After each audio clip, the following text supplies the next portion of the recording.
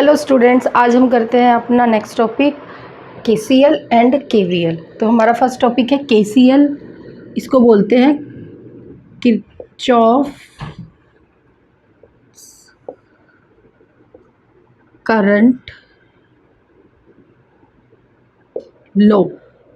Short में हम इसको बोल देते हैं केसीएल, किरचॉफ्स करंट लॉ। तो बेसिकली क्या है, हमारे पास हमारे साइंटिस्ट थे किरचॉफ, उन्होंने ये लॉ दिया, इसलिए हम बोलते हैं इसको किरचॉफ करंट लॉ। दो लॉ के बारे में डिस्कस करेंगे हम अपने सर्किट को सॉल्व करने के लिए। फर्स्ट लॉ है हमारा current law, Kirchhoff current law, और सेकंड है हमारा किरचॉफ वोल्टेज लॉ। तो फर्स्ट लॉ डिस्कस कर रहे हैं, will be KCL, Kirchhoff current law.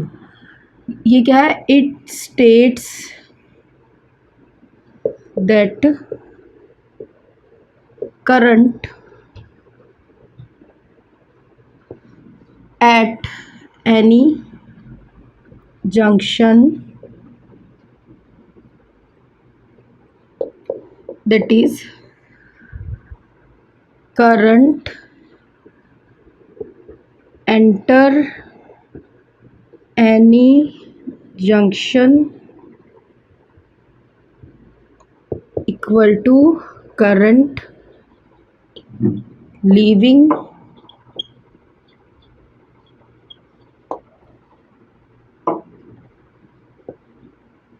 any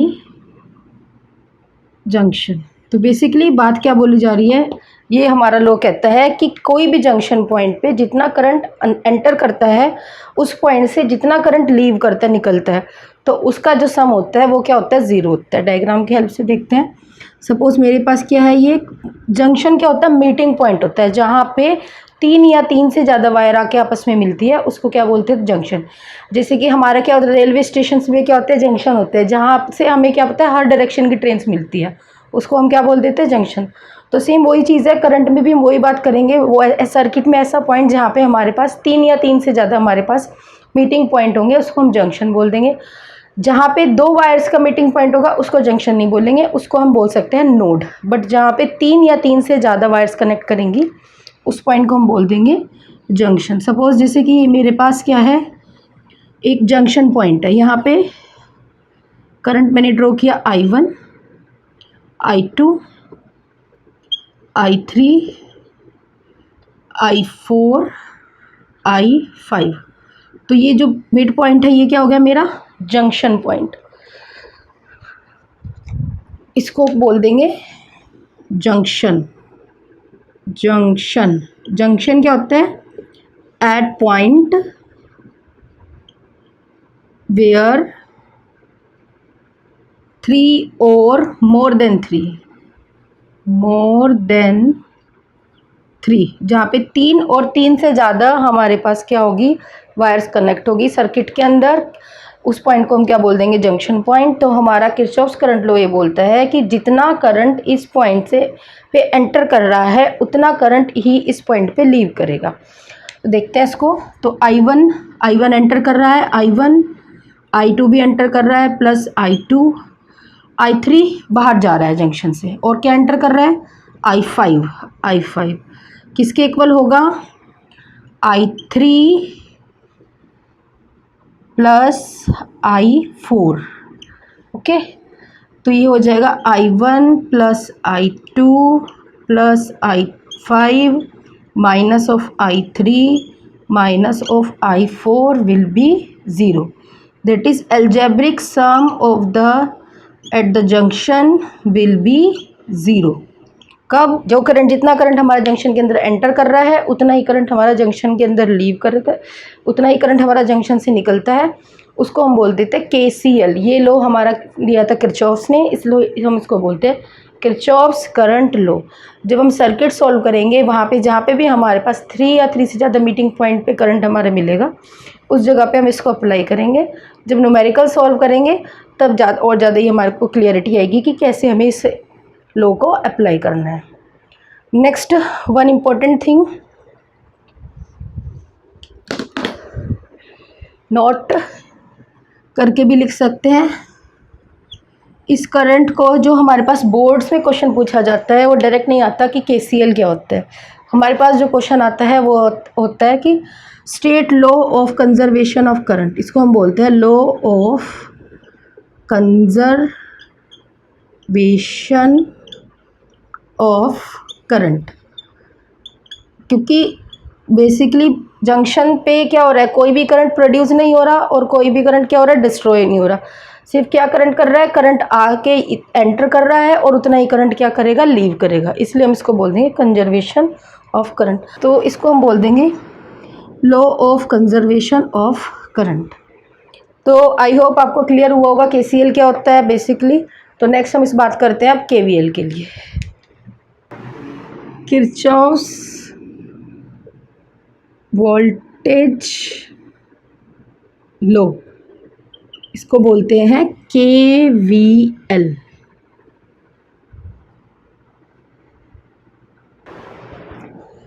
it states that algebraic sum of change in potential around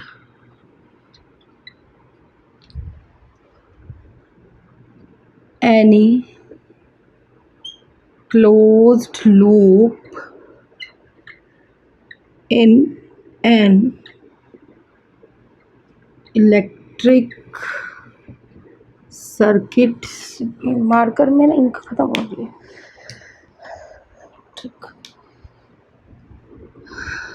circuit involving resistance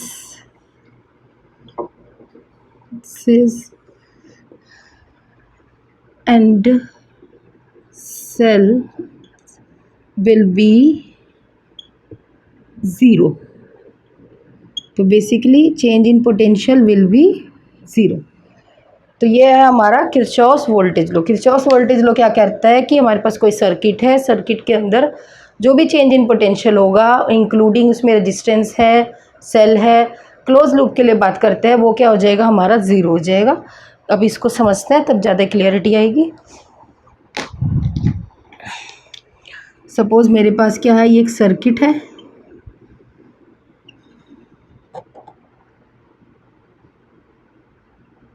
circuit draw करना है।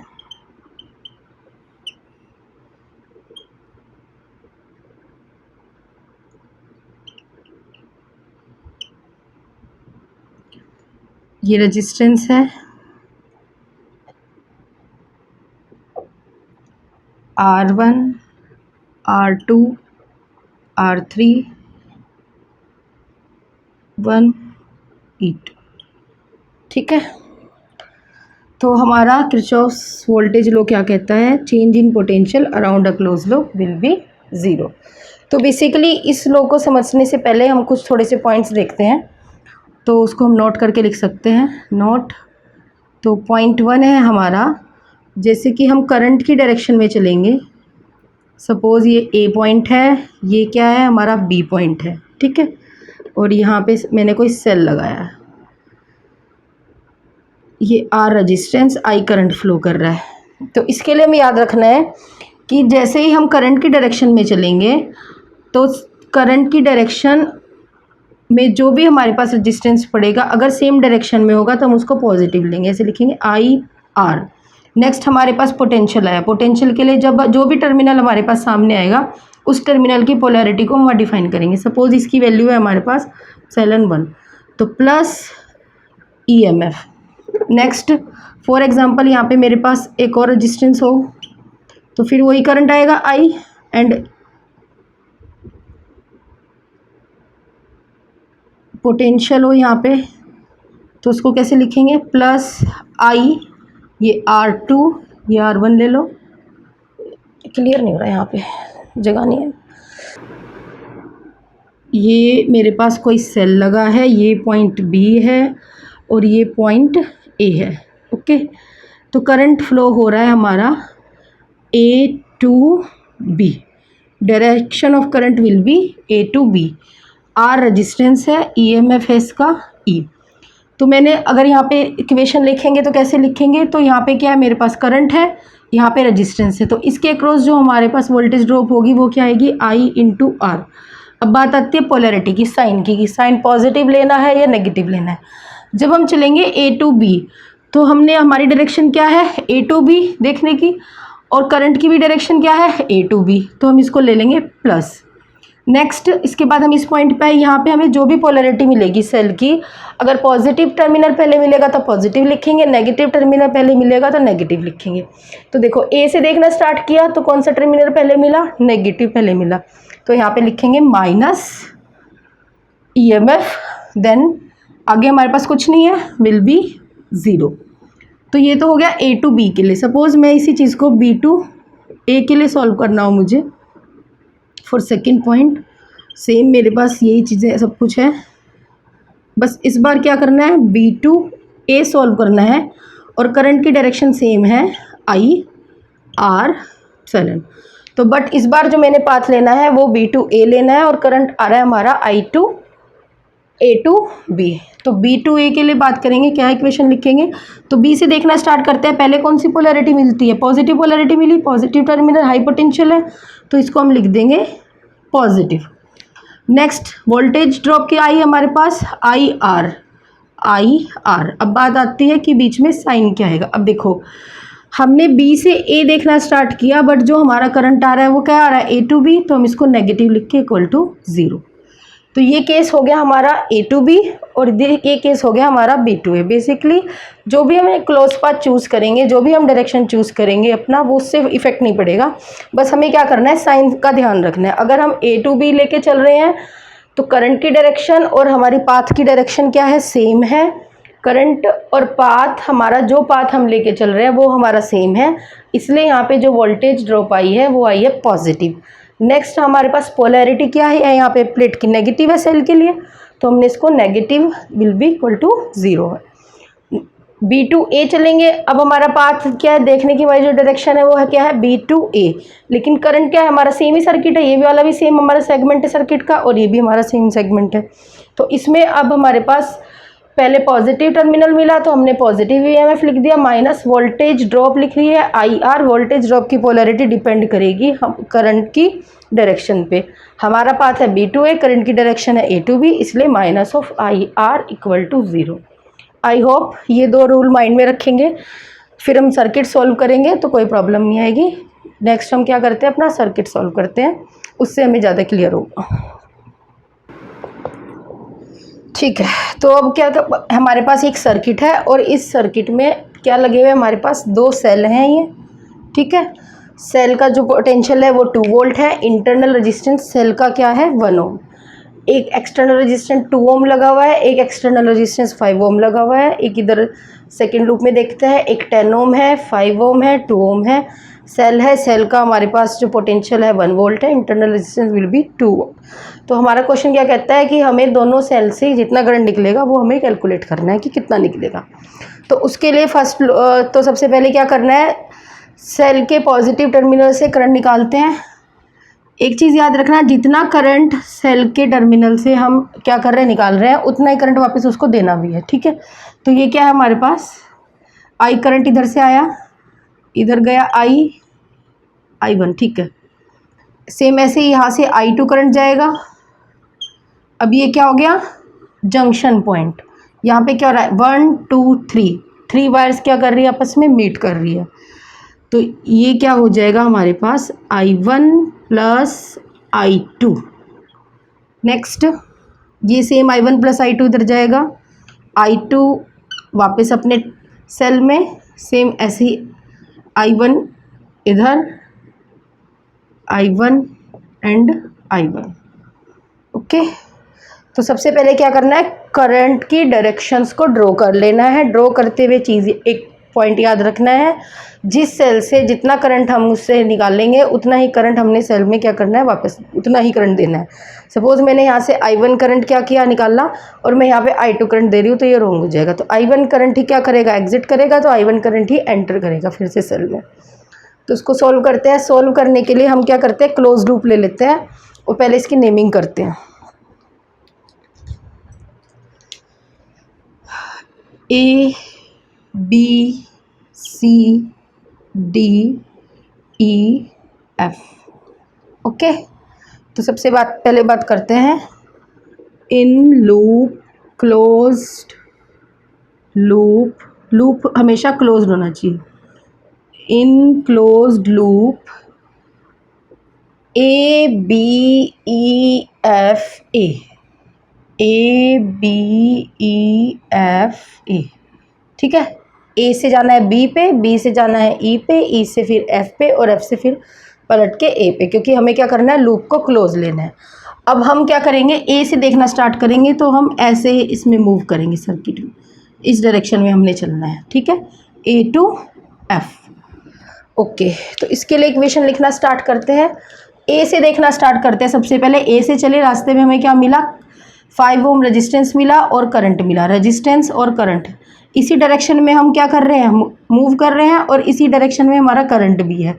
तो क्या आएगा, वोल्टेज ड्रॉप हमारा यहाँ पर आएगा 5I1। साइन क्या आएगा, सेम डायरेक्शन है तो साइन आएगा हमारा पॉजिटिव। नेक्स्ट हम B पॉइंट पे आए। अब B से हमें जाना है E पॉइंट पे। जब हम B से E पे जाएंगे तो हमें रास्ते में क्या मिलता है, 10 ओम पोटेंशियल मिलता है और I1 प्लस I2 करंट मिलता है। तो क्या होगी, करंट की भी सेम डायरेक्शन है और हमारे मूवमेंट की भी क्या होगी, सेम डायरेक्शन होगी। तो यहाँ पे भी क्या हम इसको लिखेंगे, plus 10 I1 plus I2। Next E point पे, अब E से जाना है F पे। फिर क्या मिला हमें, 2 ओम रेजिस्टेंस मिला, I1 करंट मिला, सेम डायरेक्शन, 2I1। ये थोड़ा सा इधर बनता तो ज़्यादा बेटर रहता, इक्वेशन भी नहीं आएगी पूरी। 2I1।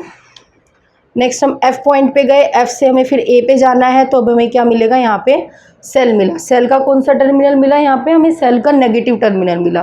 तो हम क्या लिखेंगे, माइनस, ठीक है, -2, क्योंकि टर्मिनल क्या मिला, नेगेटिव। अगर टर्मिनल मिलता पॉजिटिव तो +2। अब क्या लिखेंगे, -2 माइनस, यार इक्वेशन पूरी नहीं आ रही है। कोई बात नहीं, ऐसे लिख दीजिए। ऐसे नहीं, थोड़ा ज़्यादा छोटा लिखती हूँ इक्वेशन को, ऐसे नीचे नहीं लिखना चाहिए, वो गड़बड़ समझ नहीं आता फिर। ये थोड़ा इधर बनाते हैं डायग्राम, डायग्राम बड़ा बनाऊंगी तभी समझ में आएगा बच्चों को, ऐसे समझ नहीं आता, छोटे में गुचड़ मुचड़ हो जाती है। रिपीट करते हैं इसको, स्पेस कम रह गया हमारा यहाँ पे। तो 5I1 plus 10I1 plus I2 जो प्लस 2I1। नेक्स्ट हमें जाना है F से A पे। हमें क्या मिला, यहाँ पे सबसे पहले हमें पोटेंशियल मिला, नेगेटिव टर्मिनल मिला, तो हम क्या लिखेंगे, -2। अगर यहाँ पे पॉजिटिव टर्मिनल पहले होता तो प्लस लिखते। अब हमें मिला क्या, नेगेटिव, तो यहाँ लिखेंगे -2। नेक्स्ट क्या बचा है, अब हमारे पास सेल का इंटरनल रेजिस्टेंस बचा है और करंट क्या है, I1 है। तो सेल के इंटरनल रेजिस्टेंस के अक्रॉस जो हमारा वोल्टेशन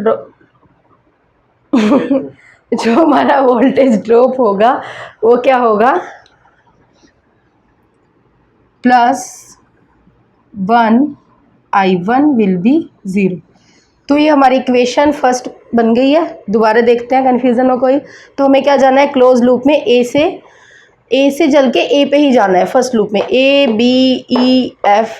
तो ए से जब हम बी पे जाएंगे तो हमें क्या मिलेगा, I1 करंट मिलेगा, 5 ओम का डिस्टेंस मिलेगा। यहाँ पे जो हमारा पोटेंशियल ड्रॉप होगा वो क्या होगा, 5 × I1। पोलैरिटी सेम है इसलिए इसको हम पॉजिटिव लेंगे। नेक्स्ट हम बी से ई जाएंगे। बी से ई जाने पर 10 वोल्ट रजिस्टेंस मिलेगा, करंट मिलेगा I1 plus I2। Polarity same है, पोटेंशियल ड्रॉप हो जाएगा 10 × I1 प्लस I2। नेक्स्ट ई से एफ पे जाएंगे तो पोटेंशियल मिलेगा, हमें रेजिस्टेंस मिलेगा 2 ओम, करंट है I1, वोल्टेज ड्रॉप आ जाएगा 2 × I1। नेक्स्ट एफ टू ए जाएंगे, हमें क्या मिला, सेल मिला। सेल की पोलैरिटी कौन सी मिली, नेगेटिव वाली मिली, तो इसको हम लिखेंगे -2। एंड नेक्स्ट हम इसको लिख देंगे इंटरनल रेजिस्टेंस इनटू करंट। तो ये हमारी इक्वेशन 1 बन के तैयार है यहाँ पे। तो इसको हम बोल देंगे इक्वेशन, नहीं इसको थोड़ा सॉल्व करते हैं उसके बाद हम इसको इक्वेशन 1 बोल लेंगे। तो ये आया हमारे पास 5i1 plus 10i1 plus 10i2 plus 2i1 minus plus i1 equal to 2। इसको 2 को सेपरेट कर लेते हैं इधर। ओके, नेक्स्ट क्या करना है, i1 वाले हमने इकट्ठे कर लेने हैं। तो ये i1 है, ये i1 है और ये i1 है। 10 एंड i1, 10 15 16 17 18। तो ये हो गया हमारा 18i1 plus 10i2 equal to 2। 2 से कैंसिल करते हैं और शॉर्ट करते हैं। 2 9 ज़ा 18, 9i1 प्लस 2 5 ज़ा 10, 5i2 इक्वल टू 1। तो सोल्व करके ये हमारे पास आ गई इक्वेशन फर्स्ट। किस लूप के लिए, A B E F A loop के लिए बात करें। अब हम बात करते हैं B C D E B loop के लिए। इन closed loop B C D E B. अब B C D E B loop में बात करते हैं। तो अब देखते हैं हमें क्या करना है, बी से मूव करना स्टार्ट करना है। तो हमें क्या मिला, 5 ओम का रेजिस्टेंस मिला। करंट है क्या, I2 है। यहाँ पे जो हमारा पोटेंशियल ड्रॉप होगा क्या होगा, 5 इंटू I2, 5 इंटू I2। अब देखो हमने जाना है B से C पॉइंट पे जाना है, बट जो हमारा करंट की डायरेक्शन क्या है, अपोजिट है। हम चल रहे हैं B2 से, करंट जा रहा है हमारा C2B। तो यहाँ पे क्या आ जाएगा, minus of 5 into I2। Next हमें जाना है C2D। हमें क्या मिला, यहाँ पे सेल मिला। सेल की कौन सी पोलैरिटी मिली, पॉजिटिव वाली। तो ये क्या आ जाएगा, +1। नेक्स्ट इंटरनल रेजिस्टेंस क्या होगा इसका, 2। करंट क्या जा रहा है इसके अंदर, I2। हमने जाना है C2E, करंट जा रहा है D2C। इस डायरेक्शन में जाएंगे तो ये आ जाएगा -2I2। नेक्स्ट हमें जाना है D2E, करंट हमारा जा रहा है E2D। तो यहाँ पे भी ये क्या आ जाएगा, -2I2। E से B जाएंगे, क्या होगा, वही अपोजिट चल रहा है। तो इसको हम लेंगे -10I1 plus I2 equal to 0। वापस B पॉइंट पे पहुँच गए। अब इसको सॉल्व करते हैं फॉर सॉल्यूशन। ये हो गया -5I2 2I2 -2I2 -10I1, बाहर माइनस है तो अंदर माइनस हो जाएगा, 10I2 इक्वल टू 1। ये पॉजिटिव है, इसको नेगेटिव, -1। तो नेक्स्ट स्टेप में हमने क्या करना है, I2 को हम सबको कलेक्ट कर लेंगे। ये I2 है, ये I2 है, ये I2 है और ये I2 है। तो हमने क्या करना है, 2 to 4 4 5 9 and minus minus minus minus, ये सब हो जाएगा, ऐड हो जाएगा, -19I2 -10I1 इक्वल टू -1। ठीक है, इसको क्या करते हैं, यहाँ भी माइनस है, ये भी माइनस, माइनस कॉमन लेके थ्रू आउट कैंसिल कर देंगे। तो ये आ जाएगा 10I1 plus 19I2 equal to 1। ये आई हमारी सेकेंड इक्वेशन। तो फर्स्ट इक्वेशन है हमारे पास ये, and second equation we have this. अब हमने क्या करना है, इक्वेशन को सिंपल मैथ्स किट से हमें सॉल्व करना है। I1 I2 की वैल्यू निकालनी है और यहाँ से हमारे पास करंट आ जाएगा। सो हमारे पास इक्वेशन आई, फर्स्ट इक्वेशन ये, सेकेंड इक्वेशन ये। इन दोनों इक्वेशन को सॉल्व करेंगे। तो यहाँ पे फर्स्ट इक्वेशन लिख लिया, सेकेंड इक्वेशन लिख लिया। ठीक है, पोलैरिटी चेंज करके। सॉल्व करेंगे। After solving this we have 14/121 ampere and 9 I2 की वैल्यू आ जाएगी -121 एम्पियर। ठीक है, तो आई होप आपको KCL KVL में कोई डाउट नहीं होगा।